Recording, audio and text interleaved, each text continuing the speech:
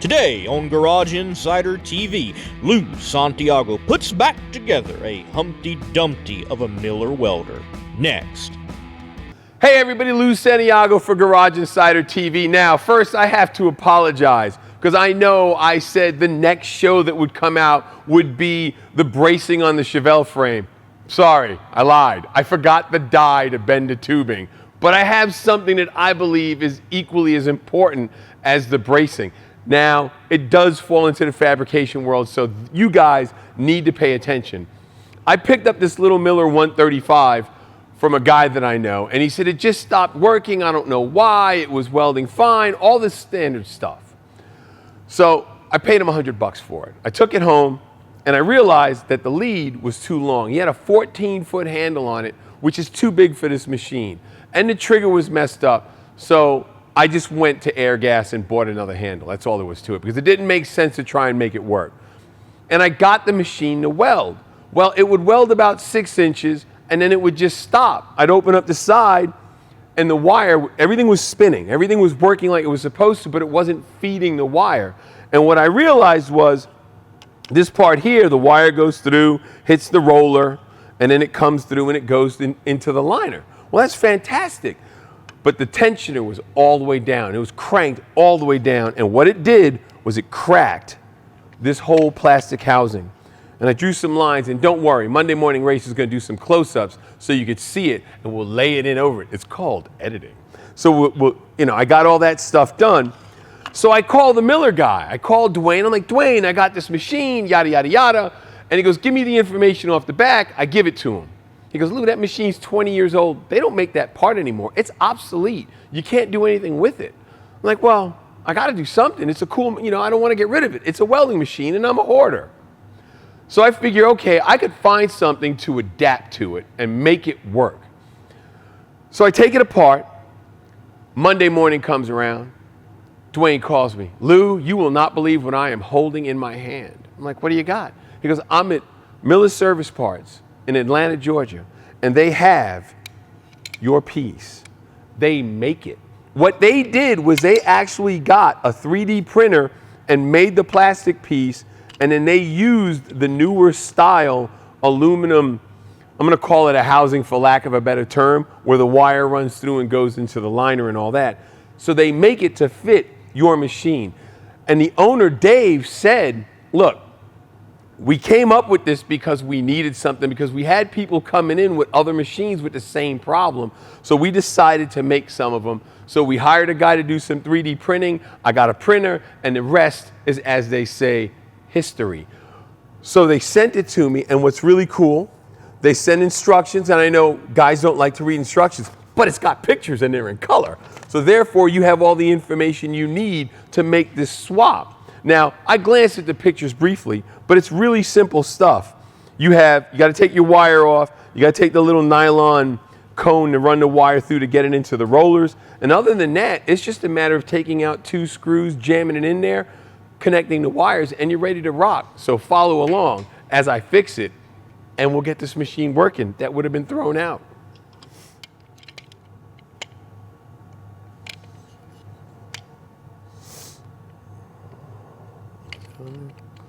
Looks like it's the way to go. Here, no, there it goes. Yeah, it sits flush. There it goes.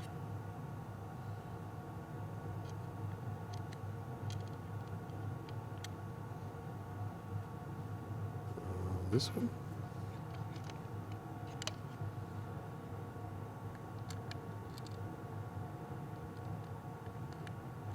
I'm trying to dance.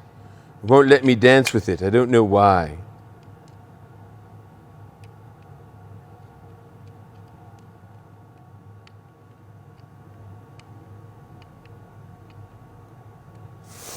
Okay.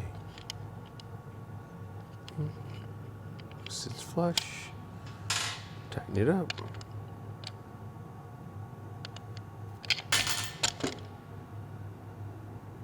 I think that socket's cracked.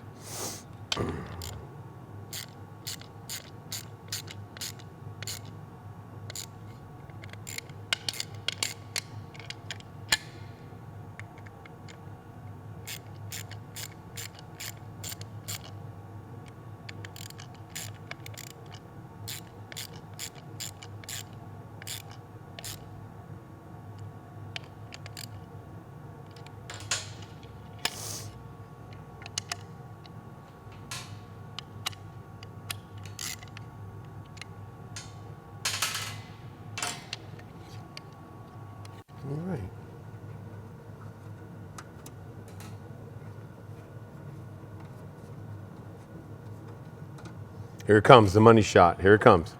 Here it comes.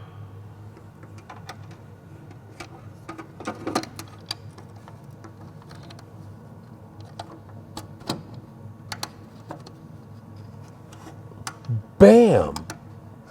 Oh, the money shot.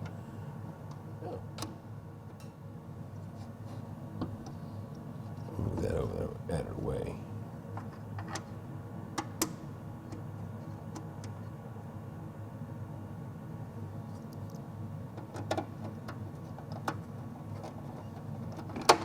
Just gonna check the back real quick, make sure everything's clearing it like it's supposed to. Yes, 'tis. Tighten it.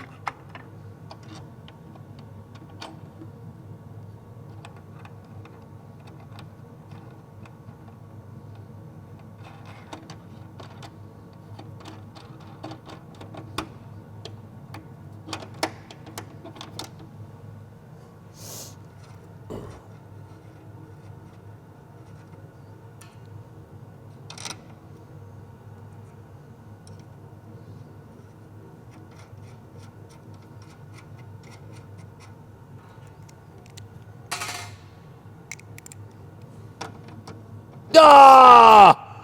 I thought I had everything out. Maybe. Wait. Ah! No, I don't. I tried to have everything out for you guys so I wouldn't have to run in a box. Ah! Not happy. I'll be right back. All right. So now, and this goes in, I want 030, 035.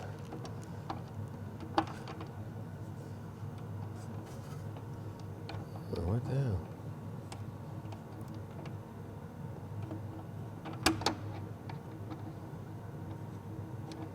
This way, right? There it goes. There you go. Now, what you need to remember, the only pieces you're going to need is this little nylon piece for the wire to run through and your tensioner. And you got to change your wire over. That's really it. Other than that, it's a straight bolt-in process. So now we'll put the spool on and get this baby dialed in.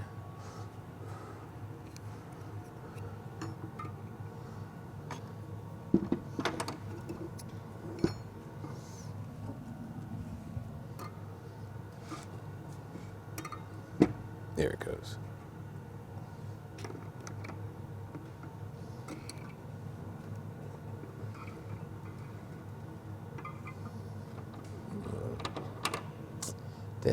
Oh, I got to put the torch on.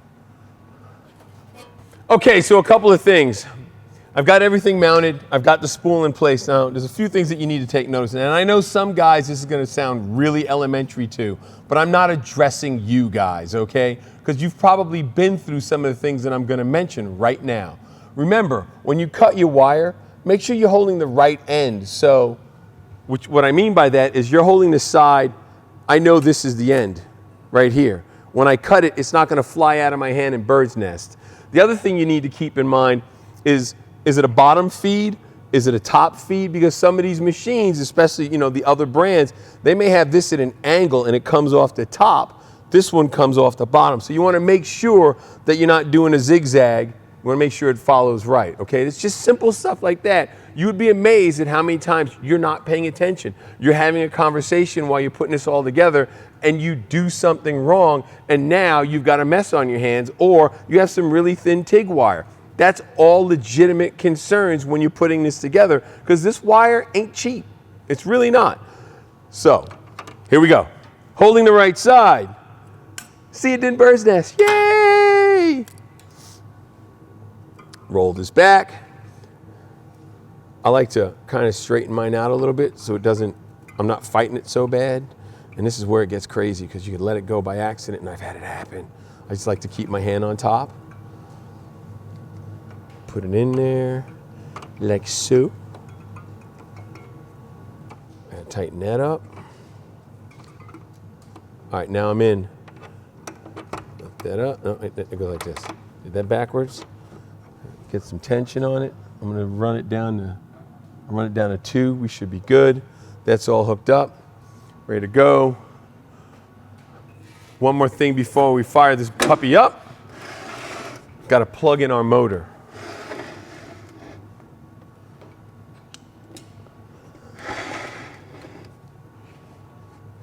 Right here is our motor, and this is our plug, right? Yep, this is our plug. So now, I want to make sure we're away from everything. Yep, we are. All right. So you know what? I'm going to turn it back this way. This way, I can open this back up, and we can see if it works with no problem. We have power. Now, guys, when you're feeding wire through a new torch handle like this, make sure that you are tight one, which I'm not. All right, now I'm tighter. There we go. And you want to make sure that your handle is straight. I'm gonna come over here. It's feeding. Sweet.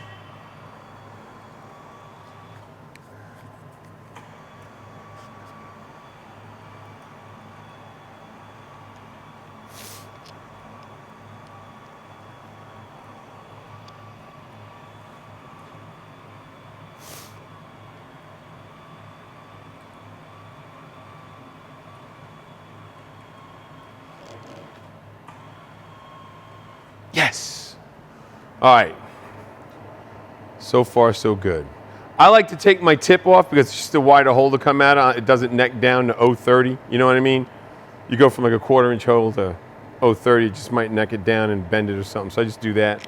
I don't know if everyone does it. It's just a thing I do. Now, so what I'm going to do now is turn off the machine, put the other side on. That way it's all taken care of and it's all ready to go. And then I'm going to hook the bottle up to it and do a test run. Now I don't have a bottle for this, so what I'm going to do is separate it from the big machine and just try it. I want to make sure everything's working on it. And then we'll go from there. All right, so our next step is to put on the side. I just don't like running the machine without the sides on. I got a thing about that. Got me a thing about that.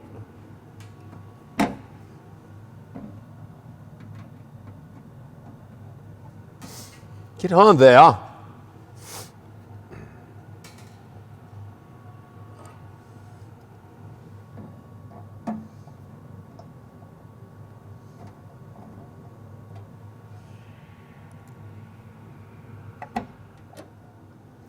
right, so now I got the side on, and I'm going to see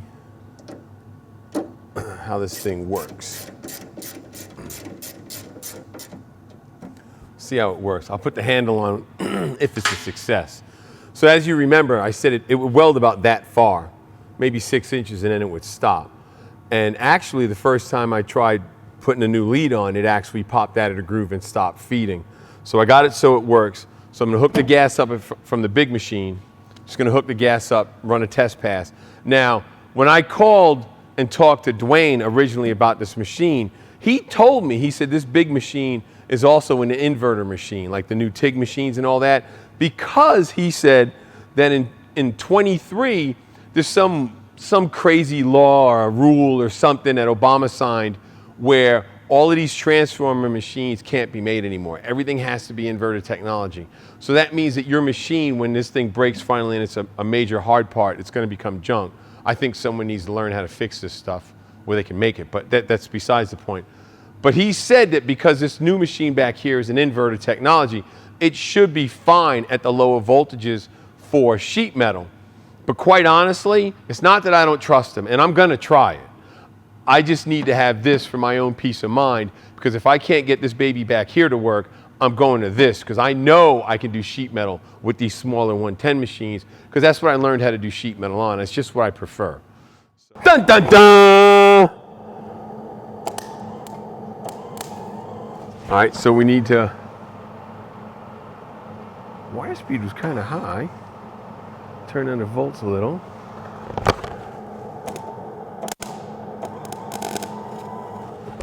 All right, let me do this. Hold on. I think this is part of the problem. I'm not getting a good ground. At least it's doing better than what it was.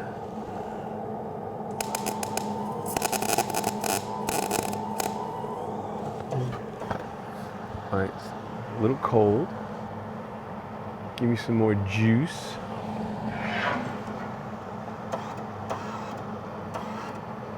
Oh, wait a minute now. That shouldn't be happening. We may have another problem.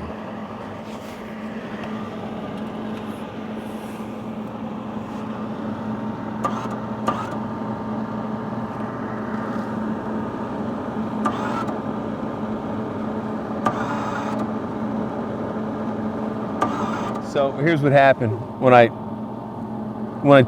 started the wire, I somehow hooked it on the wrong end.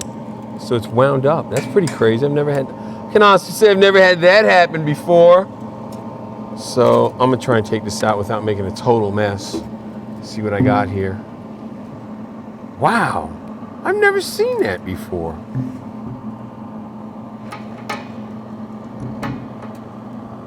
What the hell?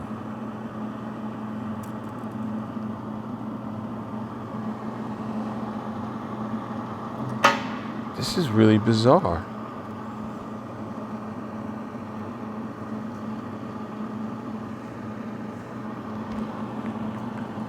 I pulled it off the end of the reel like you normally do, where it went through the hole, but it's not.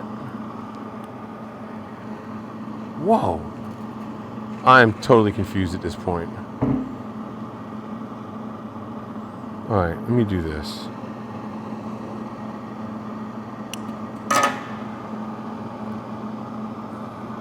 This, my friends, is bizarre.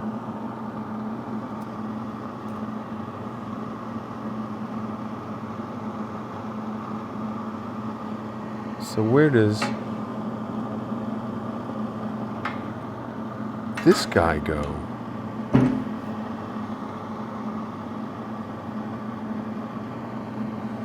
That's so weird. Man, I don't know. I'm really confused right now. Take two.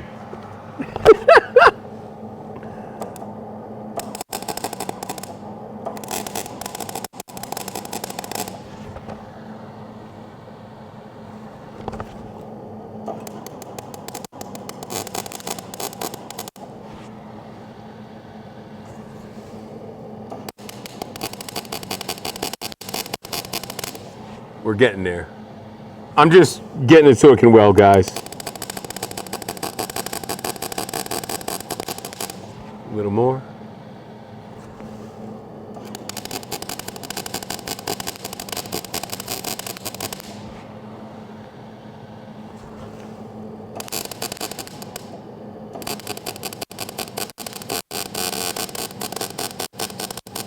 Oh yeah.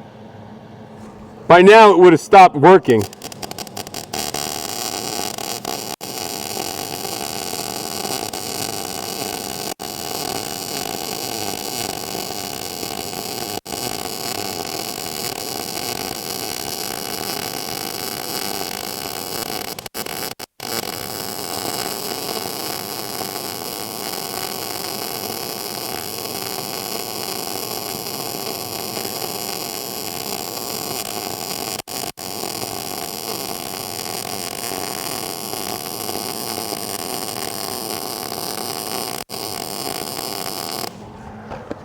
Boom!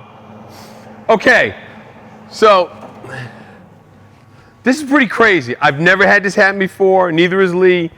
All this wire you know, you get the spool, you cut the end where they wrap it around the plastic spool, and you feed it through. No big deal. Well, when I started welding, it actually hooked like 2 layers down. So it was pulling the whole spool. So that means, one, this works really good because it was pulling it. It was trying to pull it. But for some reason, it was as if they ran out of wire, laid it in there, and then just took the other piece and wrapped it on top, because all of this was on top of the lead. And I'm not crazy because it came out of 2 different ends. It's not like I cut it and I tried to unroll it and you just run out of wire. It literally was 2 different ends and you could have pulled it either way. So we had to pick a side and we got it. That's why we have all this extra. But you can see it works really good. Here, you know, of course I was adjusting machine. It's like popcorn. He was a bad dude, but he wasn't bad enough. So I got it all done and we're ready to rock. So the next time you see this machine, I'm going to be using it on the floor pans of the Delray. But we've got something else coming up for you guys in the not too distant future. This is what we call foreshadowing. Lee, the Monday morning racer, for you guys who didn't know, was a welding instructor for something like 7 years.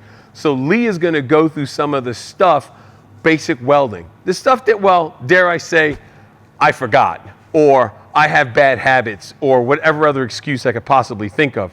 But Lee's going to go through some stuff in the not too distant future to help all you future welders out and all you guys that might need to learn something anyway, like me. So there you have it.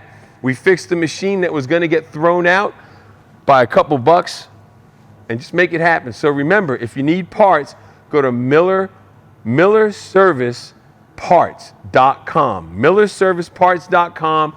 Ask for Dave. He's the owner. Tell him that I told you to call. Who knows? Maybe he'll cut you a break on something, but I can tell you for sure, he will definitely help you out because this is what they work on. And who knows? You may have something from it. They may do other service work on other brands, so it doesn't hurt to ask him. Again, millerserviceparts.com. Give him a ring-a-ding-ding. Later. This is so cool. I like this.